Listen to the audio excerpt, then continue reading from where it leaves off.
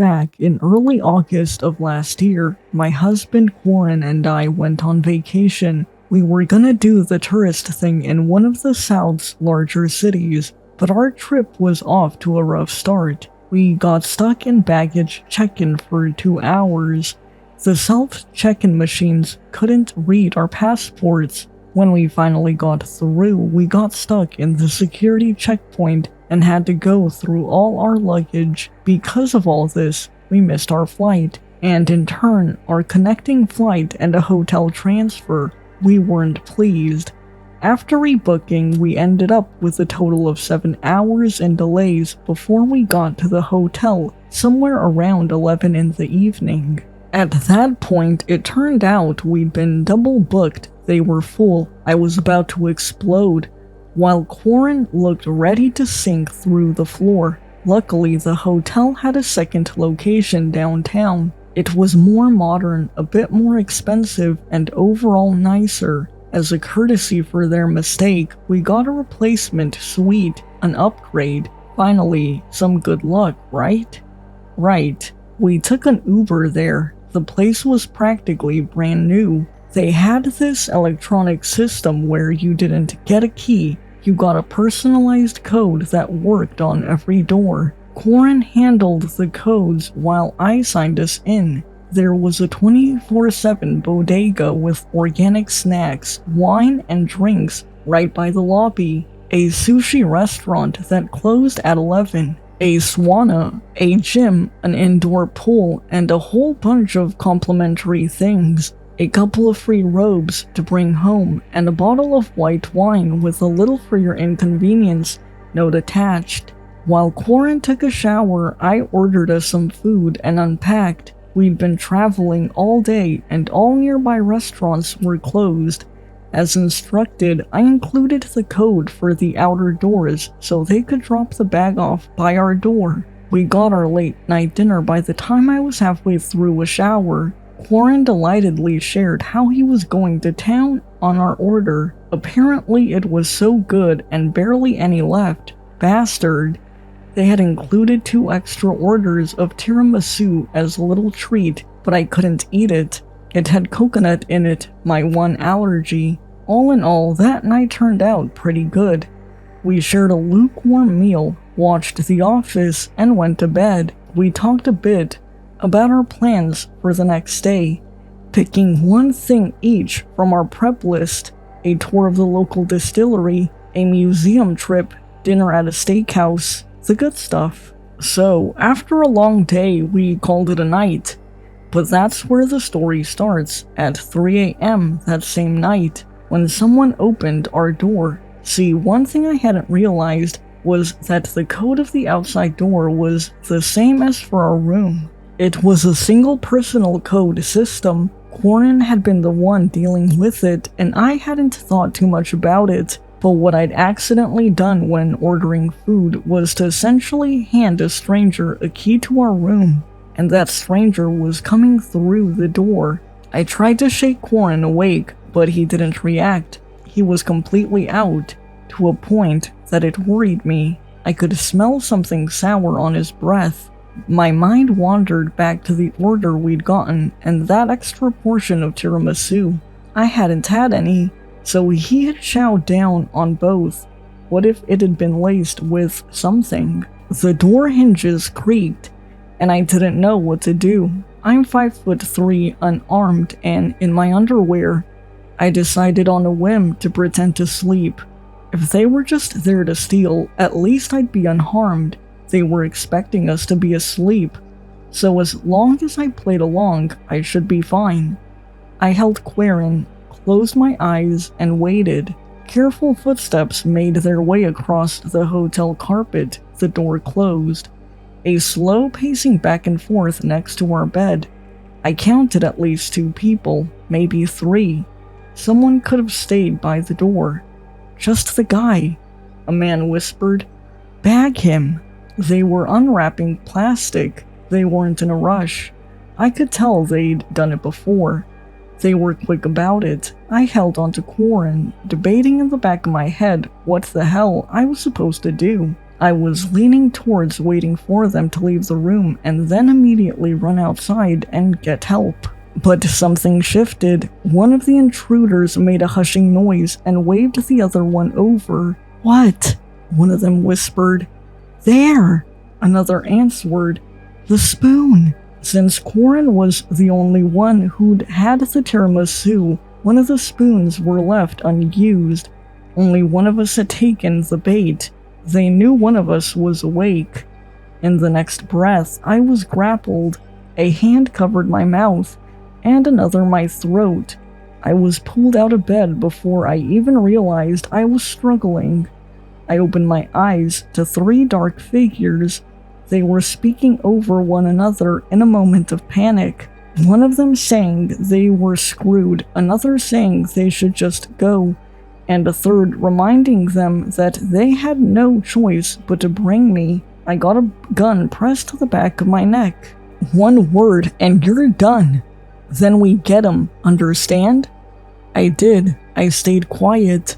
I couldn't bear the thought of Corin waking up without me, but what choice did I have? "Get dressed," they demanded. "Now!" They brought me through the staff area, past the laundry room. There was only a skeleton crew working the hotel at night, and most of them were in the reception area. These 3 could walk me out the back like it was nothing. Right outside, they had an inconspicuous sedan marked with a fast food delivery service logo. They were still talking as they put me into the back seat. They had to improvise a bit. They were supposed to take Warren, and he was supposed to be out cold. I was wide awake, trying my best to memorize details about the intruders and their vehicle. One of them took off his belt and tied it around my head as a makeshift blindfold. They couldn't drive around with masks on. That'd get them pulled over. They tried to camouflage my blindfold a bit with a trucker hat, and at a glance, you'd be excused for missing that it was a kidnapping. "Why'd you want to bring the guy?" one of them asked. "Less hair gets stuck in the drain," the other mumbled. "More meat." Sitting in the back of that car was surreal. All the familiar sounds of a calm drive. Braking, accelerating, the clicking of turn signals, but all the while I felt the barrel of a gun poking into my side, right next to my heart. We were going pretty far out. There was at least a 40-minute ride, and we passed through a tunnel at some point. We must have used the highway. There were a lot of cars passing us. Then we went off-road. The road got rougher, and the sound of other cars faded. As we came to a stop, they all drew a collective sigh of relief. "Out, now!" They put their masks back on and took off my belt blindfold. I only caught a brief glimpse of the outside area before they shoved me through the door. It was this large old industrial site, probably abandoned. There was a chain-linked fence lining the property. There were no lights on the outside, but the place had power. Stepping inside, the temperature dropped. Somewhere nearby, there were these large fans, creating a powerful draft that swept through the building. I couldn't see them, but even from the hallway, I could hear them. The place was close to freezing. I just thrown on my pants, a shirt, and shoes. I didn't even have socks on. One of the attackers went ahead, while the other 2 stayed behind. We were in this long corridor with one door at each end, one leading outside, and one leading further in. We stood there for a couple of minutes while I heard raised voices in the room up ahead. Those who stayed with me didn't say a word. They just looked straight ahead, keeping a gun aimed at me, not a word. The door at the other end opened. The third attacker returned, now in the company of what looked like a woman. She had sunglasses and a white face mask and was dressed in what can best be described as dollar store doctor scrubs. She seemed upset and was scolding the man in a foreign language, not sure about the origin, possibly Southeast Asian.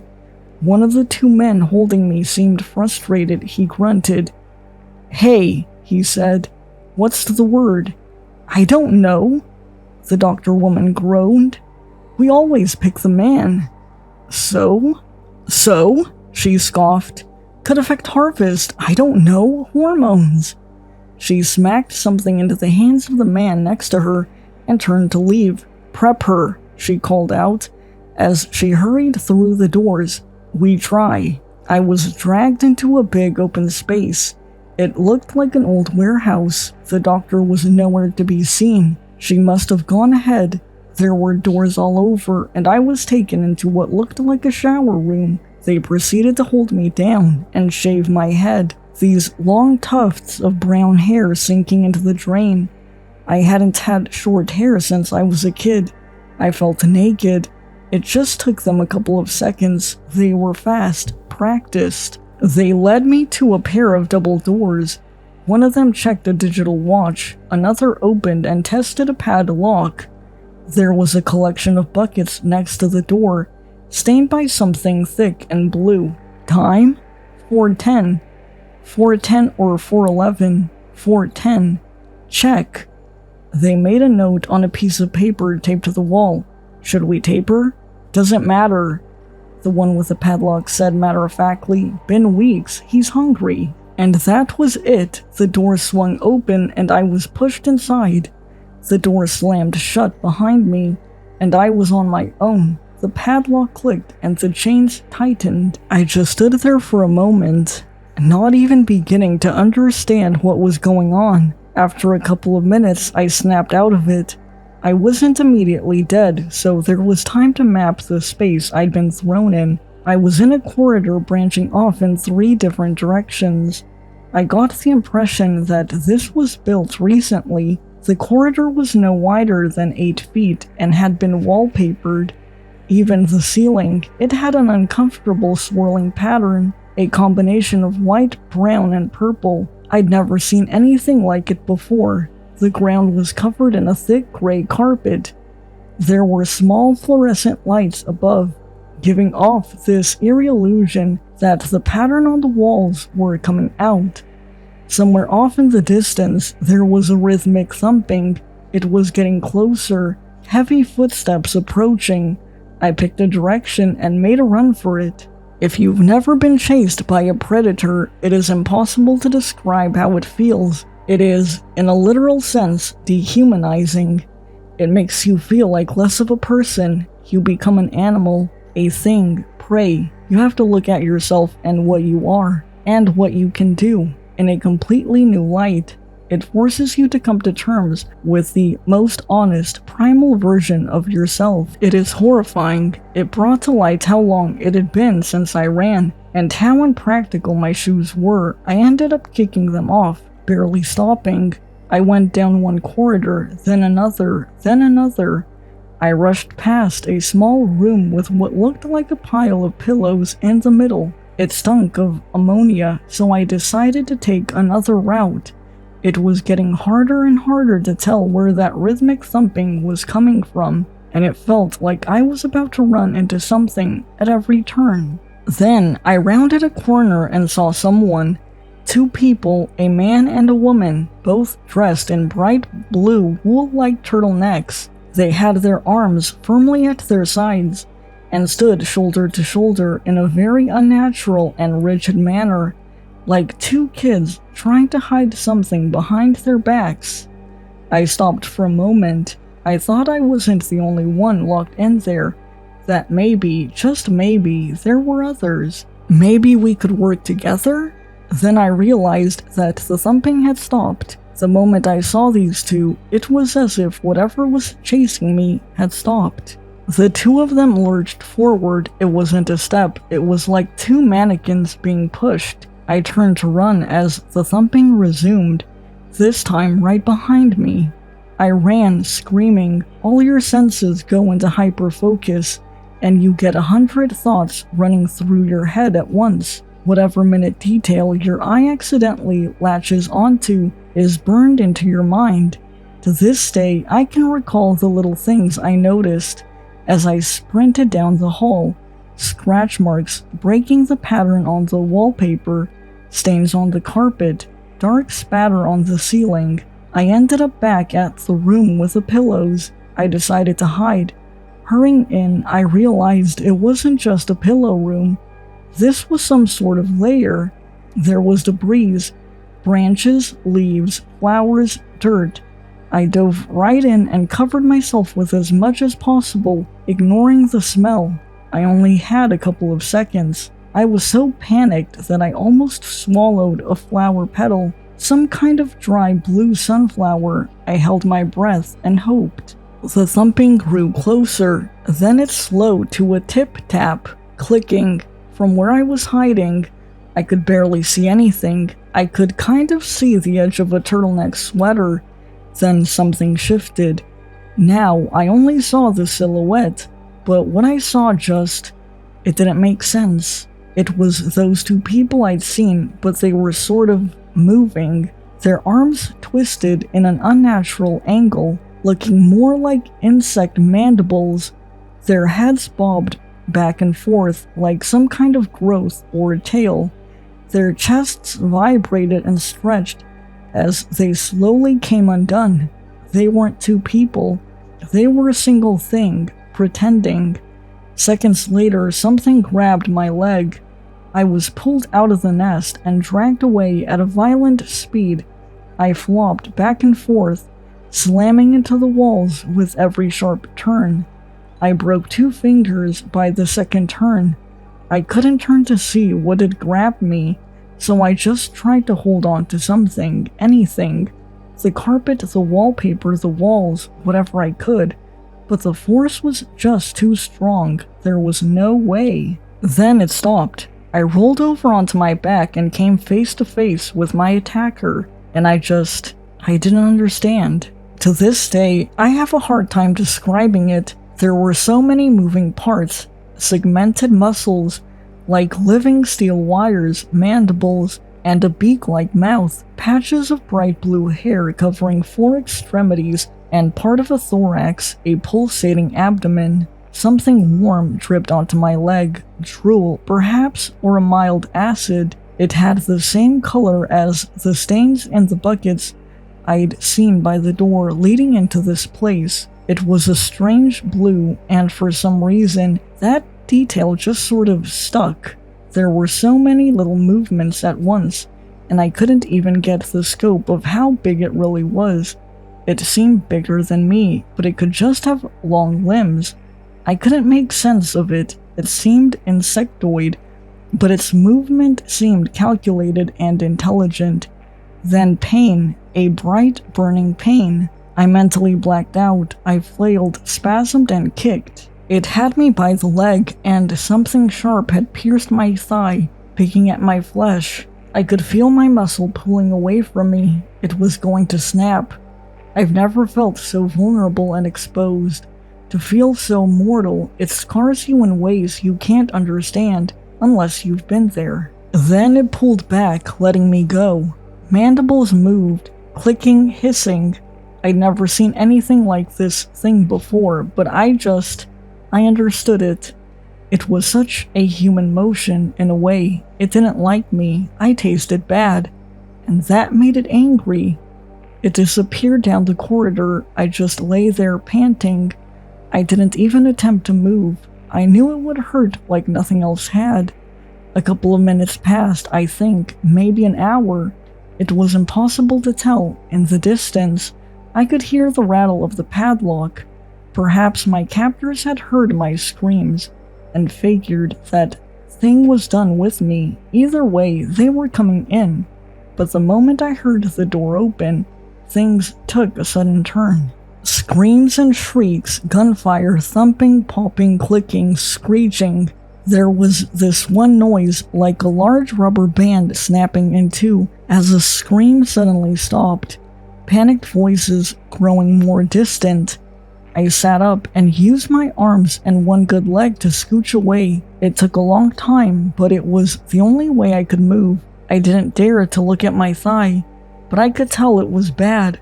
At least a 2-inch gash. I figured it hadn't hit an artery at least, or I would be dead already. The moment I could see the double doors, I realized something had gone very wrong. The door was covered in a massive splotch of blood still dripping. Scooching my way out the door, I saw the aftermath of something.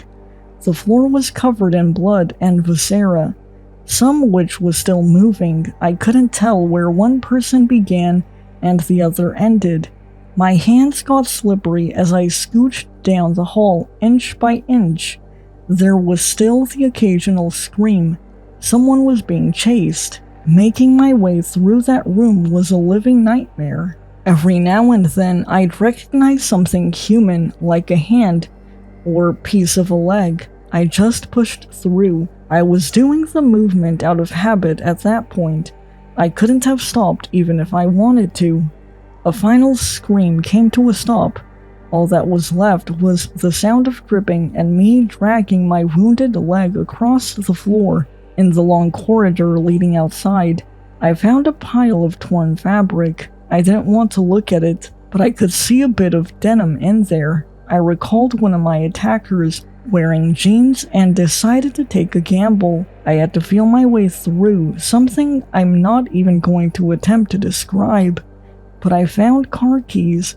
As I made my way outside, I managed to prop myself up against the door and limp. Something must have hit a nerve. I had trouble moving my foot. It didn't even hurt. It just didn't work properly. I made it all the way to their car. My hands were pale white from blood loss, and I couldn't stop shaking. Looking back, there was no trace of the thing they'd kept in there. I got in, locked the doors, and took a deep breath. Looking back, I noticed something by the entrance. The doctor. She was coming out of the building, dripping with unspeakables. She seemed unharmed, but must have been in the thick of it. She could barely stand and seemed just haunted. An empty gun dropped from her hand. She looked my way briefly, and then just wandered off. The word that comes to mind was defeated. Blank. I looked down for a second as I put the car in reverse.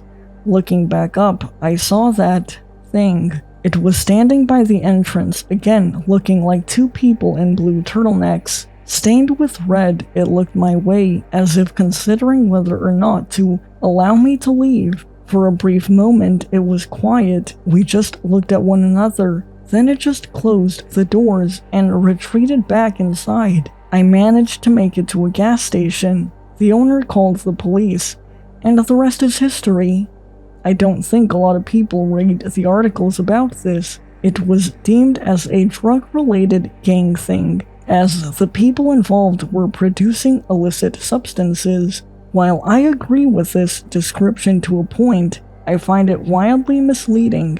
Yes, that thing produced something, but what it was and what it was used for, God knows. I've talked to Quarren about this 1,000 times, but it's impossible to make others see and understand what happened that night.